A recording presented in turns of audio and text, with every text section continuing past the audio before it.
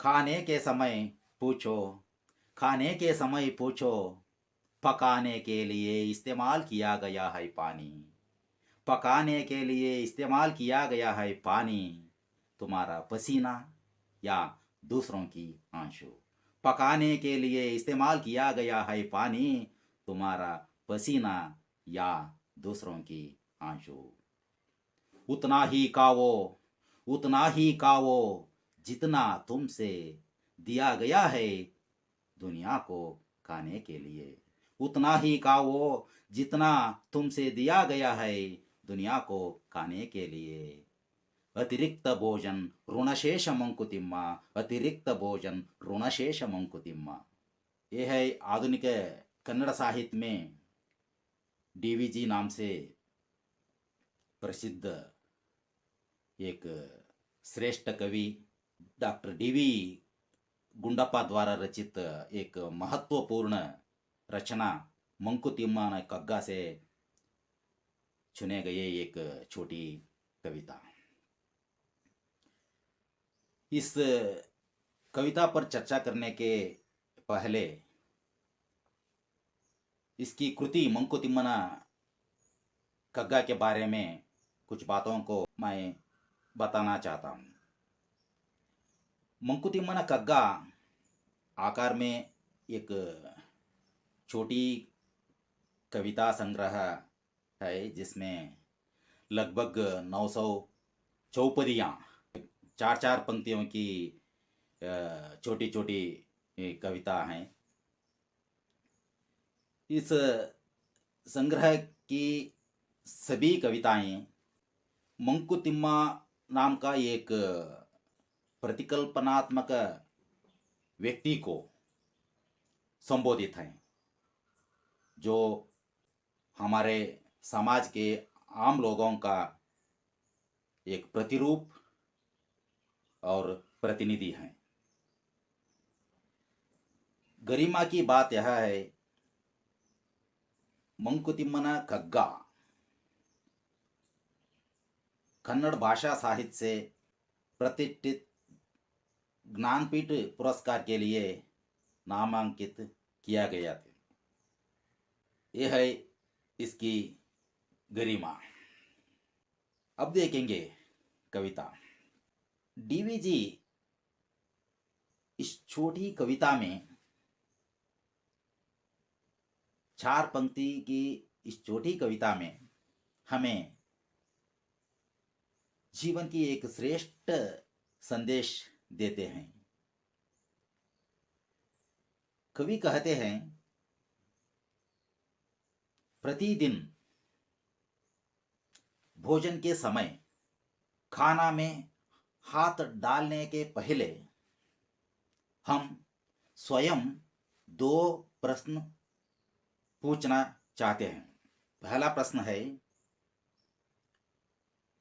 हम कौन सा भोजन खाना चाहिए। पहला प्रश्न, हम कौन सा भोजन खाना चाहिए। दूसरा प्रश्न है, हम कितने भोजन खाना चाहते हैं। पहला प्रश्न, कौन सा भोजन। दूसरा प्रश्न, कितना भोजन। अब देखेंगे पहला प्रश्न। कवि चार पंक्ति की इस कविता में पहली दो पंक्ति में इस प्रश्न उठाते हैं और उत्तर देने के कोशिश करते हैं। कन्नड़ भाषा में पंक्तियां इस प्रकार हैं, ಅನ್ನವನ್ನು ಉಣುವಂದು ಕೇಳ್, ಅನ್ನವನ್ನು ಉಣುವಂದು ಕೇಳ್, ಅದನ್ನು ಬೇಯಿಸಿದ ನೀರ್, ನಿನ್ನ ದುಡಿತದ ಬೆಮರೋ ಪೆರರ ಕಣ್ಣೀರೋ. ಅನ್ನವನ್ನು ಉಣುವಂದು ಕೇಳ್, ಅದನ್ನು ಬೇಯಿಸಿದ ನೀರ್, ನಿನ್ನ ದುಡಿತದ ಬೆಮರೋ ಬೆರರ ಕಣ್ಣೀರೋ. खाने के समय पूछो, खाने के समय पूछो, पकाने के लिए इस्तेमाल किया गया है पानी।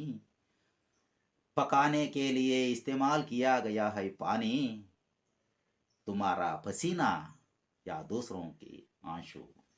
यहाँ कवि दो आकर्षक प्रभावशाली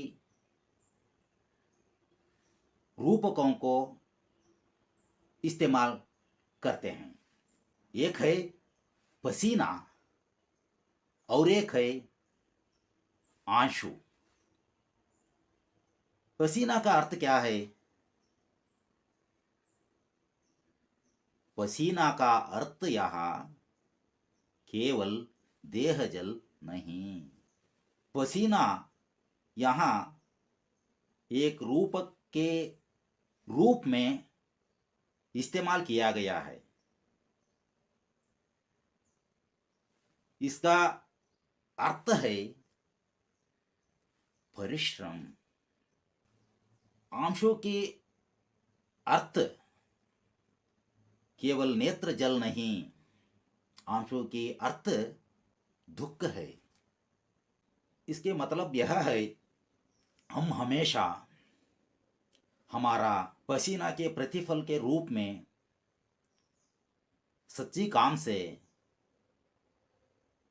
आए हुए खाना या कमाई को इस्तेमाल करना चाहिए। हम कभी भी दूसरों को झूठ बोलने से, धोखा करने से, दुख देने से आए हुए खाना या कमाई को नहीं इस्तेमाल करना चाहिए। यह है इस कविता की पहली बात का अर्थ। अब देखेंगे अगले पंक्ति में कवि क्या कहते हैं। अगले पंक्ति में कवि इस प्रकार कहते हैं, उतना ही खाओ जितना तुमसे दिया गया है दुनिया को खाने के लिए। उतना ही खाओ जितना तुमसे दिया गया है दुनिया को खाने के लिए। तिन्नुनी जग के तिनलित्तनित, तिन्नुनी जग के तिनलित्तनित। इस भाग में कवि देते हैं उत्तर दूसरा प्रश्न के।